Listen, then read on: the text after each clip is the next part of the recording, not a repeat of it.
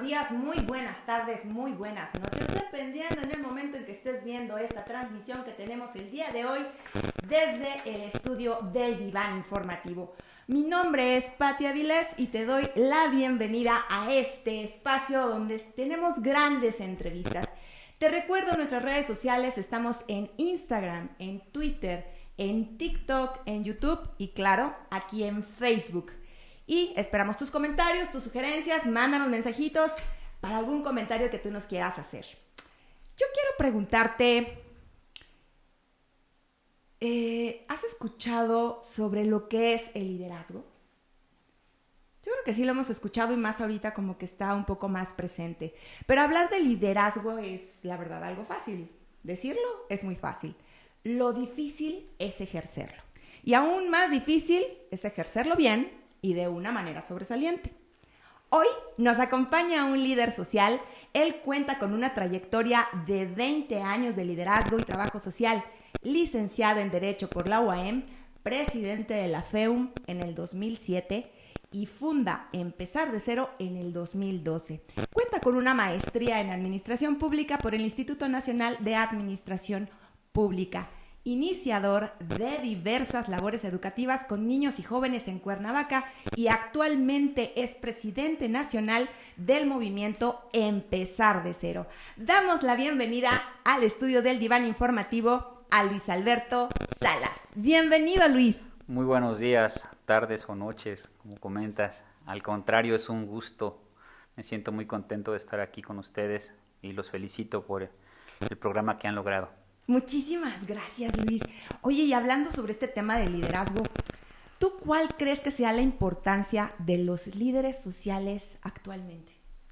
La verdad es que primero tendríamos, desde mi punto de vista, conceptualizar el tema del liderazgo. Liderazgo es aquel hombre o mujer que en lugar de producir dolor, lo sostiene. Es decir, que en lugar de representarse a sí mismo, representa a un grupo de personas, no por la cantidad, sino por la ideología. Y creo que cuando hablamos de liderazgo, la base de este liderazgo es precisamente la ideología, y es ahí donde nosotros hemos sembrado nuestra causa, ¿sí? Ha sido un proyecto de muchos años, nuestro movimiento Empezar de Cero, y la verdad me siento totalmente satisfecho del equipo que tenemos, un equipo que cree en la educación, que cree en la cultura y sobre todas las cosas que lo ve como una causa, es decir, que no es pasajero, ¿no? Que es algo ya más permanente. Sí, sí. Fíjate, de todos los líderes de la historia siempre tienen un reto que han superado. A mí me gustaría saber un poco de tu trayectoria como líder social. Háblanos un poquito sobre tu trayectoria.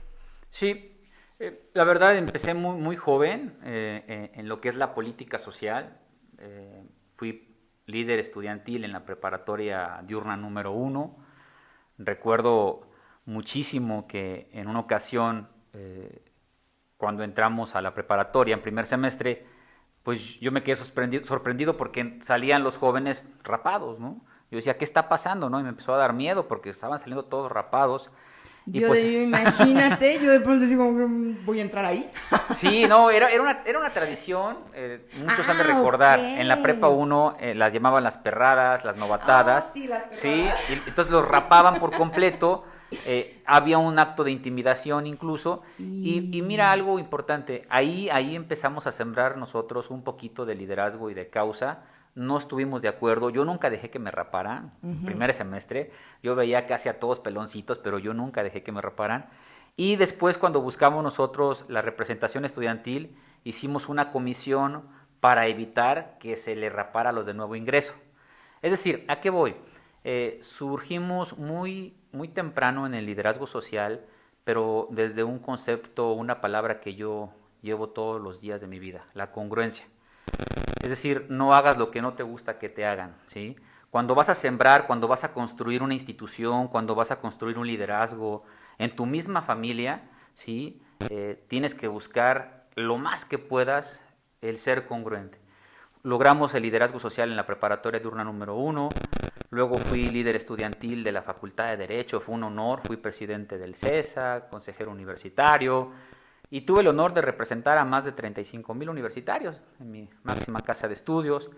Ha sido esa trinchera, la verdad, el tema educativo, logramos que el Congreso del Estado nos aprobara la Procuraduría de los Derechos Académicos, que hoy vigila a los universitarios, a los catedráticos, los apoya, los respalda. Y pues bueno, fuimos creciendo tanto en el tema de gobierno, en el tema político, pero la trinchera, la causa, la educación, el liderazgo, yo les decía, es la misma, porque una causa nunca, nunca, nunca será pasajera, ¿sí? Y fíjate, esto que estás hablando sobre la cuestión de los valores, que tú hablas de la congruencia, todo líder siempre emana valores. Este es uno de los valores que tú estás emanando desde muy joven, que nos estás comentando. Pero, ¿qué otros valores tú crees que sean cruciales a la hora de liderar? Bueno, yo creo y estoy totalmente seguro de lo que creo, que cuando uno habla de virtud, se refiere a fuerza. Y es esa fuerza la que ha sostenido a miles de personas en todo el país, en el mundo, aún en contra de la adversidad, ¿sí? La virtud que nosotros pensamos y que lo relacionamos con la moral es importante, pero todavía es más importante la virtud como fuerza enfocada a una meta, a un sueño. Para mí, tal vez pudiera ser contradictorio, para mí un valor es saber soñar, ¿sí? Saber soñar y saber construir ese sueño. De hecho, nuestro movimiento se llama Empezar de Cero, Sociedad con Alas. Pitágoras decía, educar a los niños para no castigar a los hombres.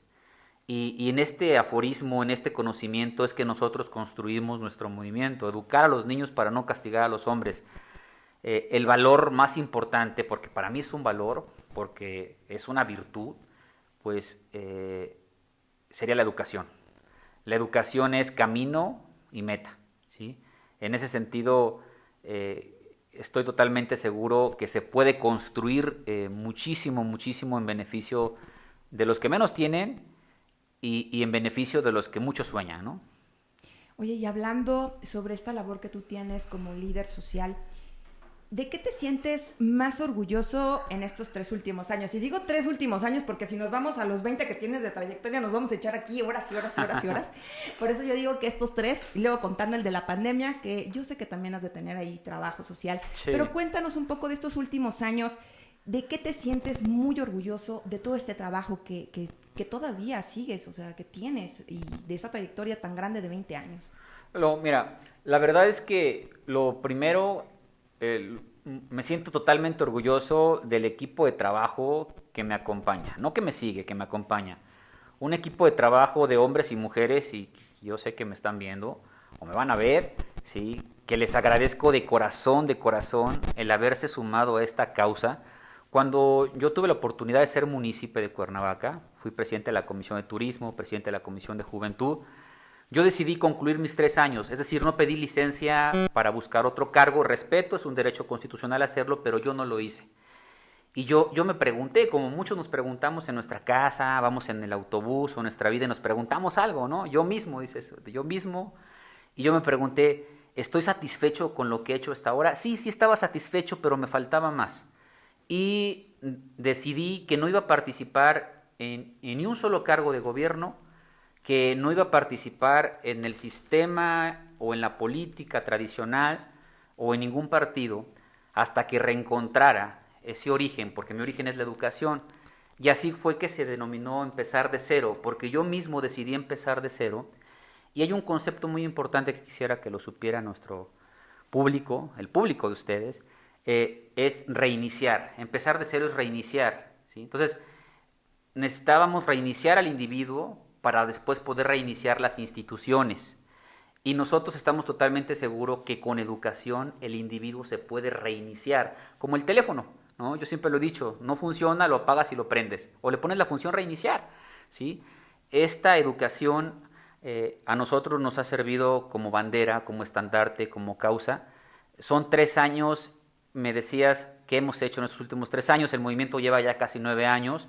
Hemos dado clases de filosofía, hemos dado clases de dibujo, dado clases de historia, de raíces, de identidad, hemos dado clases de música, de guitarra. Oye, qué importante ¿sí? de la identidad, ¿eh? Muy importante, porque de pronto ya no tenemos ese arraigo y esa identidad de dónde estamos, de dónde venimos.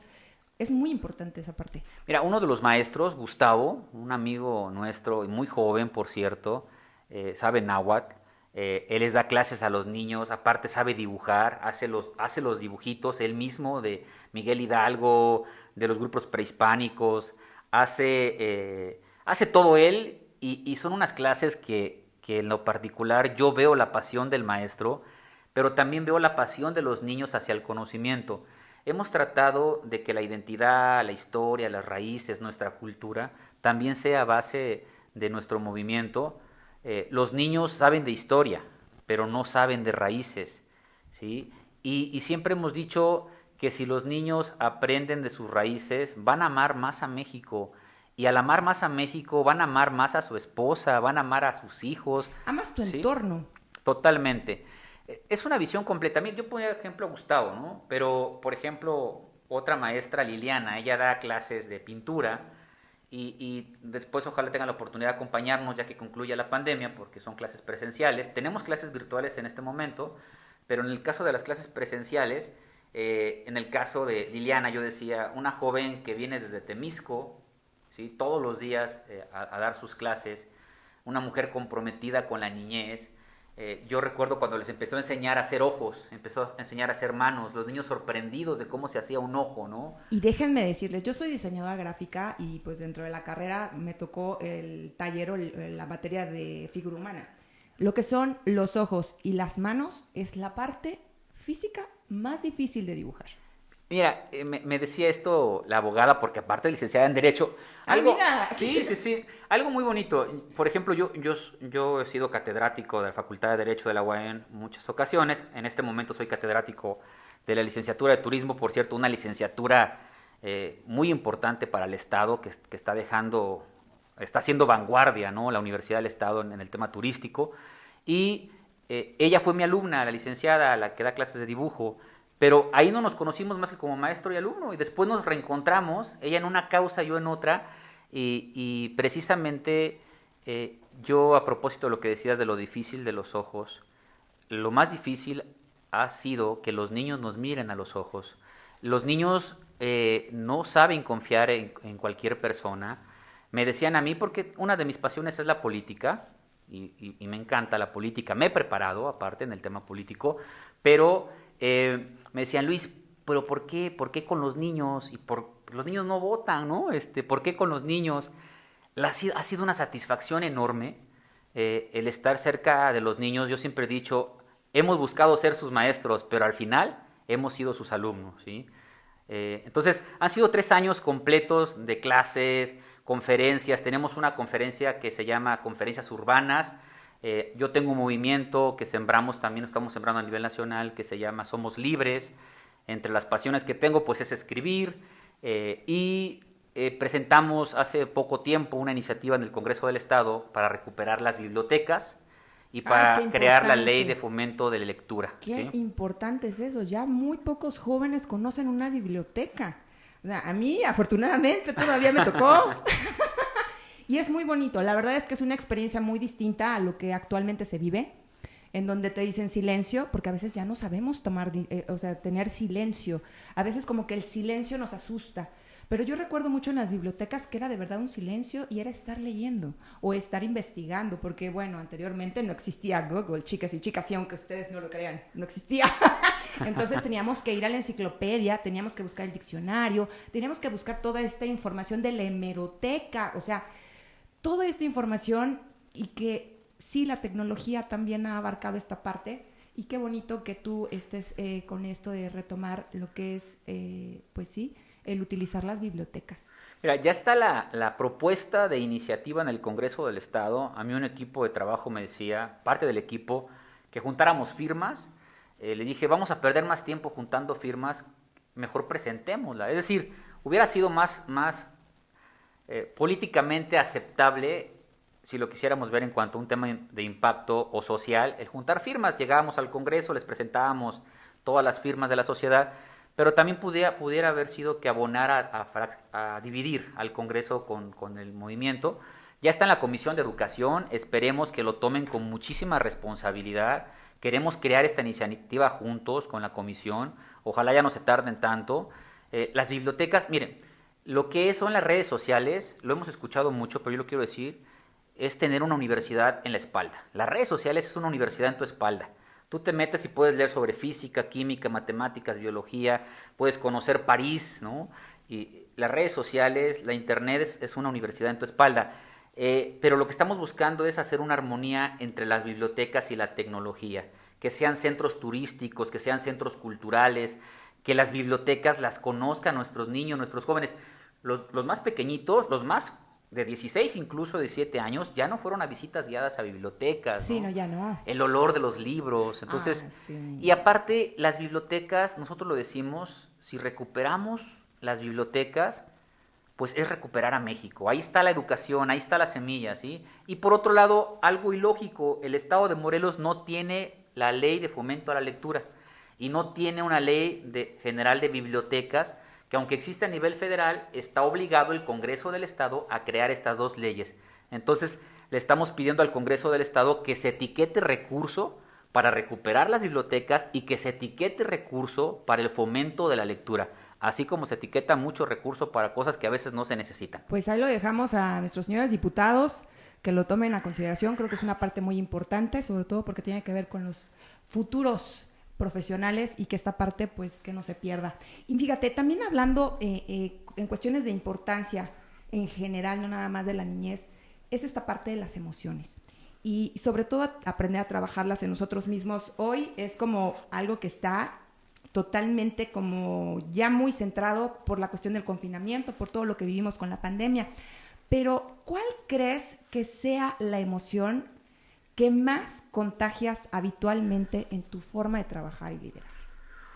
La emoción. Soy un hombre, la verdad, me describo como muy apasionado, muy apasionado. Suelo ser una persona que se levanta muy temprano y que se duerme muy noche. Me apasiono mucho con lo que hago, ¿sí?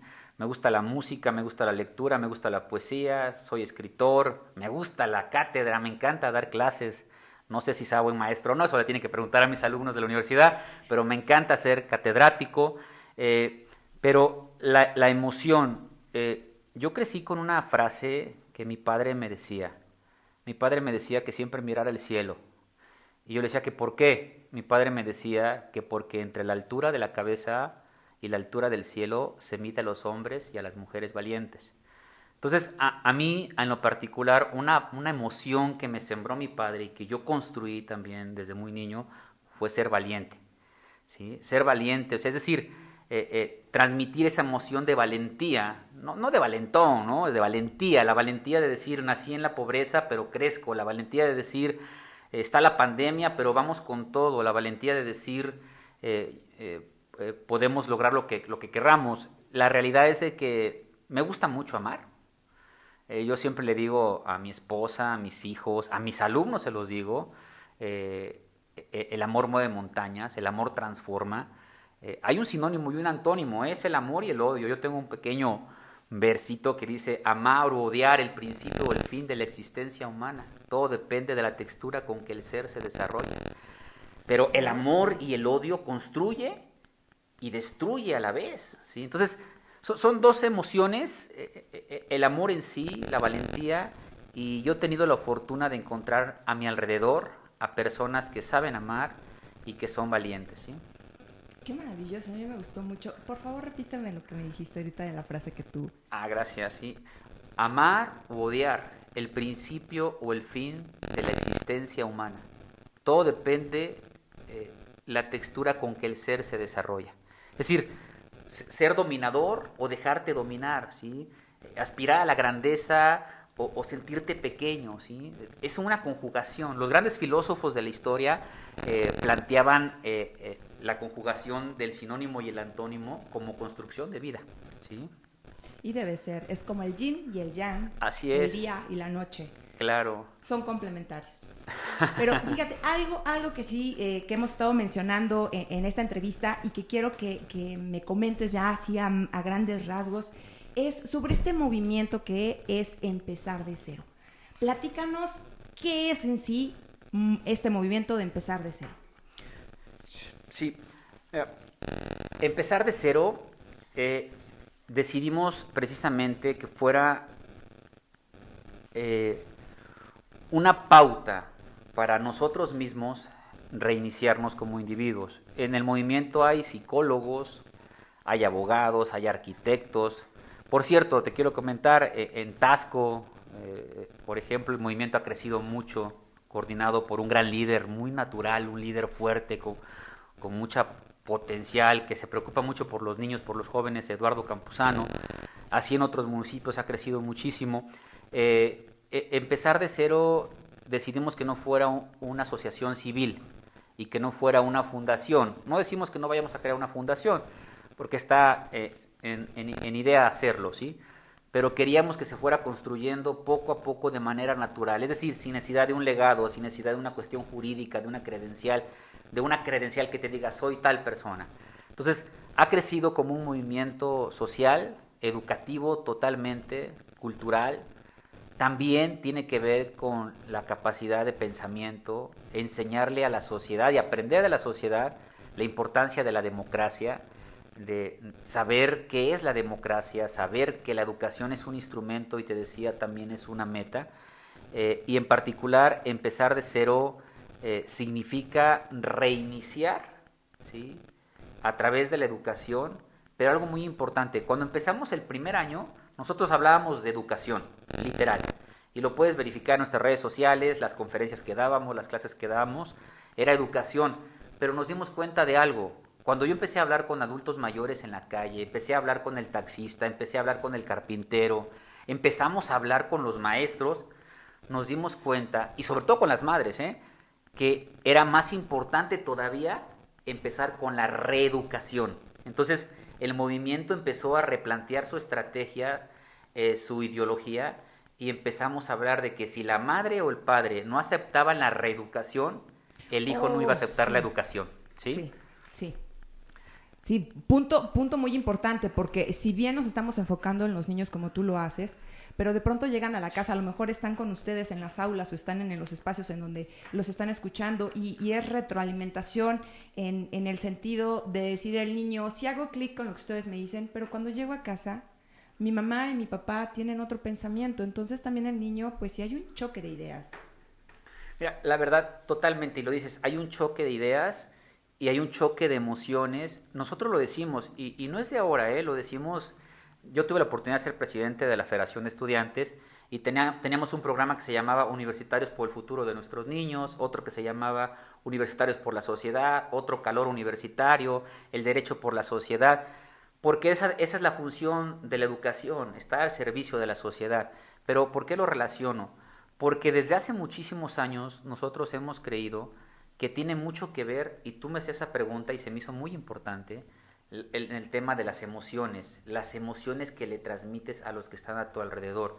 Si al niño tú le dices, y lo voy a decir con mucho respeto, oye tú tonto, pásame el control, oye tú niño, no vas a llegar lejos, no sabes hacer esto, y lo corriges siempre con el no, no, no, no, el niño va a construir con el no, y cuando él sea adulto seguramente será una persona insegura, una persona sin liderazgo, sin aspiraciones. Hay padres, tíos, abuelos, que ellos mismos le dicen a sus hijos, ¿para qué pierdes el tiempo? Ya hay muchos profesionistas, ya hay muchos médicos, ya hay muchos doctores, mejor ponte a trabajar. Entonces, como si pareciera que solamente los mismos profesionistas de siempre son los que pueden desempeñar su profesión, pero no, allá hay muchos niños y muchos jóvenes talentosos que están esperando la oportunidad para demostrar su pasión, su capacidad. Entonces, esta parte de la reeducación nos vino a enseñar primero a nosotros que los niños iban a sentirse más cómodos con la reeducación. Antes dábamos clases, te pongo un ejemplo rapidísimo, digamos que estaban 50 niños nos dejaban a los niños, parecíamos guardería incluso, les dábamos clases de filosofía, historia, pues eran varias horas, pero después pusimos como regla que era un representante del niño, papá, mamá, abuelo o hermano, porque las clases era para el niño y para el adulto. El niño iba a aprender lo mismo que el adulto. Sí. Eso estaba muy bueno, porque, digo, seamos honestos, de pronto a lo mejor va el papá, va el abuelo y dice, pues voy más a fuerza que nada, pero la verdad es que entre lo que voy, algo se me pega. Sí. O sea, algo se me queda o algo me hace la campanita de, a ver, déjame pensar, como que esto, vamos a analizarlo, ¿no? Creo que esa parte sí, de verdad, yo sí se la aplaudo porque pocas veces vemos en situaciones de educación en donde se involucren directamente los adultos con los niños. Mucho es eso, ¿no? De ir y dejar a los niños, que justo es lo que nos está dejando también esta pandemia, que hoy los papás tienen que estar ahí con los hijos en las clases. A lo mejor no al 100%, pero sí es ya dedicar un tiempo a estar con ellos. Y hoy pues sí ha sido todo como una revolución en ese sentido, porque de pronto también los papás sí se ven un tanto limitados en tiempo, en los espacios, en cuestiones de emociones. Pero también, ¿qué pasa? También en este sentido, inconscientemente se están reeducando, porque están viendo esta parte de la educación de sus hijos y están viendo también la situación de cómo es educar a sus propios hijos, en el sentido de conocimiento, porque se educa en la casa en valores, en emociones, en otras cosas, pero en conocimiento muchas veces los papás pues sí, lo dejan a manos de los profesores, pero hoy en día que estamos ya en casa, pues de pronto es como, es un despertar también para los adultos. Y esta parte que tú haces con tu movimiento, te adelantaste a los hechos, Luis, te adelantaste, está muy bien. Mira, fue la verdad algo muy bonito para nosotros, porque nos han enseñado muchísimo en la calle. Nuestros abuelos, cuánto nos han enseñado. Yo recuerdo a un señor, don Lázaro, que forma parte ya del movimiento. Yo lo conocí en la calle y yo llegué a quererle enseñar sobre historia, ¿no? Y el que salió enseñándome fue él. Él no ha concluido la secundaria y sabe de historia, ha leído de filosofía a Sartre, ha leído a Platón, a Sócrates. Bueno, a Sócrates nunca escribió un libro, pero ha leído sobre Sócrates. ¿A qué me refiero? Hay muchas personas talentosas allá afuera, hombres, niños, mujeres, que están esperando el momento de que alguien, yo le digo liderazgo cerillo, ¿no? Tú prendes el cerillo y lo metes dentro de la caja y se encienden los demás cerillos, pero si dejas el cerillo fuera se apaga. Entonces, están esperando a otro hombre, a otra mujer que los inspire, que los levante, que les ayude. La reeducación es esencia, no nada más para el que no sabe leer o escribir o para el que no terminó una carrera, también para los que son doctores en derecho, para los que son catedráticos, para los políticos, aquel político que no se quiere reeducar y ser mejor, aquel filósofo que no se quiere reeducar y ser mejor, los periodistas, pues estamos condenados al fracaso. Entonces, ha sido muy padre, ha sido un movimiento que nos ha dejado mucha enseñanza y es muy padre ver a la niña y el papá leyendo un libro. Tenemos una campaña, quisiera comentarlo, que se llama Siembra un libro en la mente de un niño.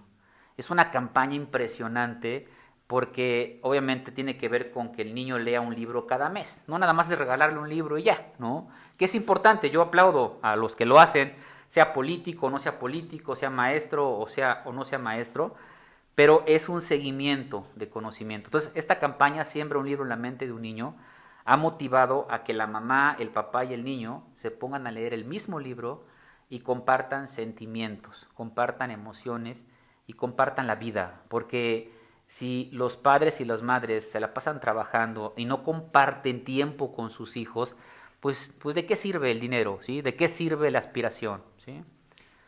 Pues queremos saber más información, así es que Luis, dinos en dónde te podemos encontrar, tus redes sociales, algún número telefónico, correo electrónico, para que se contacten contigo.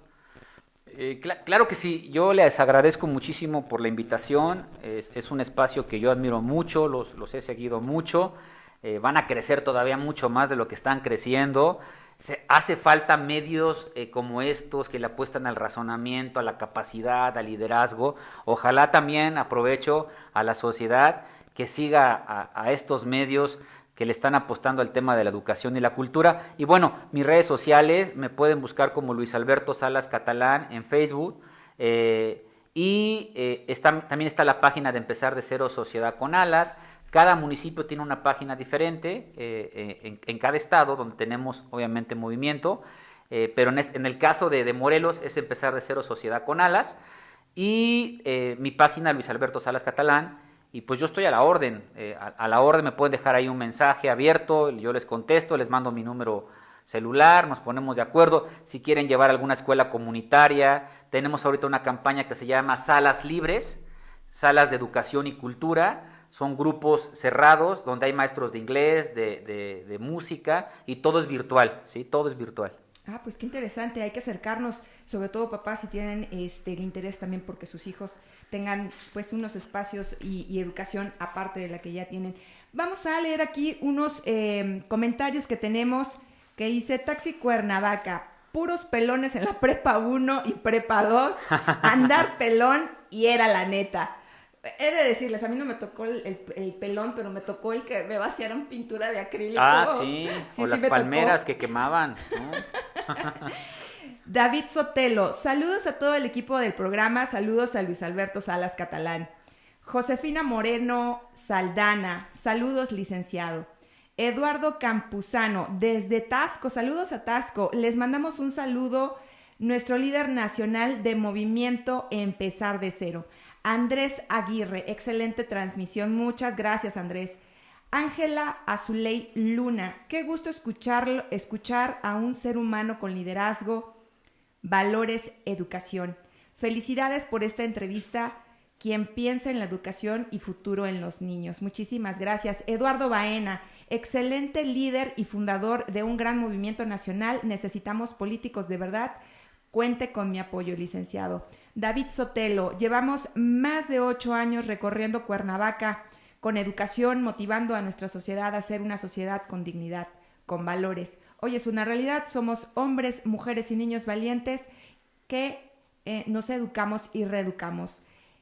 Saludos Antonio de la Rosa, saludos al líder nacional, licenciado Alberto Salas Catalán, una excelsa y gran persona en el ámbito profesional, político y ser humano. Wow, a ver, me apuro. David Sotelo, hemos tenido grandes anécdotas. En el camino te encuentras hombres y mujeres valientes que cuando te cuentan su historia salimos fortalecidos. Sí, por supuesto. Motivado y más fuerza por seguir hacia adelante con nuestro proyecto. Taxi Cuernavaca, que nos pongan a leer a los taxistas en lugar de ponernos a jugar baraja o dominó. Buena propuesta. Vamos a hacer llegar libros. Ver si quieren, sí. Andrés Vilchis, excelente. Luis Salas, grande labor. Luis Brito, ánimo. Luis Alberto Salas Catalán, sigamos educando a los niños. Muchísimas gracias a todos por estar este día con nosotros. Muchísimas gracias, Luis Alberto Salas, por compartir tu experiencia de vida, por acercarnos a conocer más de lo que es el movimiento Empezar de Cero. Te deseamos todo el éxito, Luis. Muchísimas gracias por estar en el estudio del Diván Informativo. Y es momento de despedirnos. Mi nombre es Pati Avilés y junto con el equipo que hace posible esta emisión del Diván Informativo les damos las gracias. Es día viernes, disfrútalo. Nos vemos en la próxima emisión. ¡Chao!